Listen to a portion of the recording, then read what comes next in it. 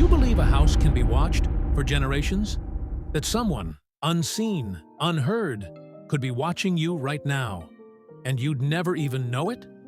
This isn't fiction. This story is real. Welcome to 657 Boulevard and the nightmare of the Watcher. Establishing the dream home, calm but tense tone. In June 2014, Derek and Maria Broaddus thought they had found paradise. 657 Boulevard, nestled in the wealthy suburb of Westfield, New Jersey, was the perfect family home. Classic architecture, tree-lined streets, and a peaceful community. It was everything they'd dreamed of for their 3 young kids. They had just closed the deal. Renovations were underway, but before they could even move in, a letter arrived. No return address, just a blank envelope, and one word on the front: the new owner. Derek opened it casually, but what he read made his blood run cold. Dearest new neighbor at 657 Boulevard, allow me to welcome you to the neighborhood. 657 Boulevard has been the subject of my family for decades now. My grandfather watched the house in the 1920s, my father in the 1960s. Now, it is my time. Derek stood frozen. Was this some creepy joke? Then the letter became personal.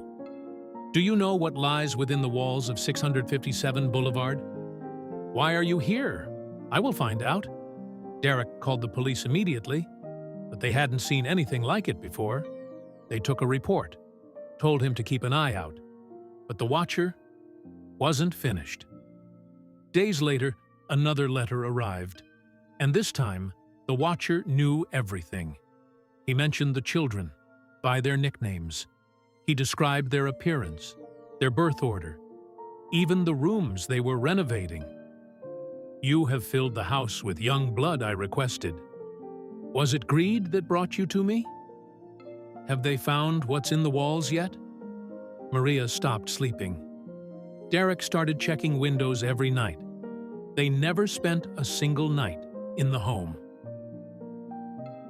They hired private investigators, security firms. They even reached out to the previous owners. That's when they learned the horrifying truth. They too had received a letter.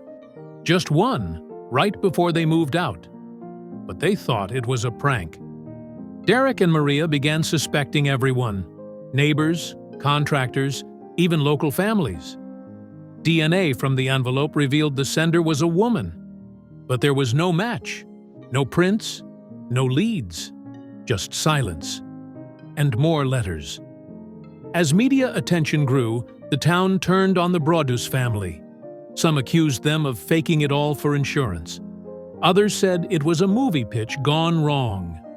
But the letters kept coming. And then, Derek broke. Late one night, dressed in black, he crept around the neighborhood, peering into windows, watching the people who might be watching him. But he saw nothing.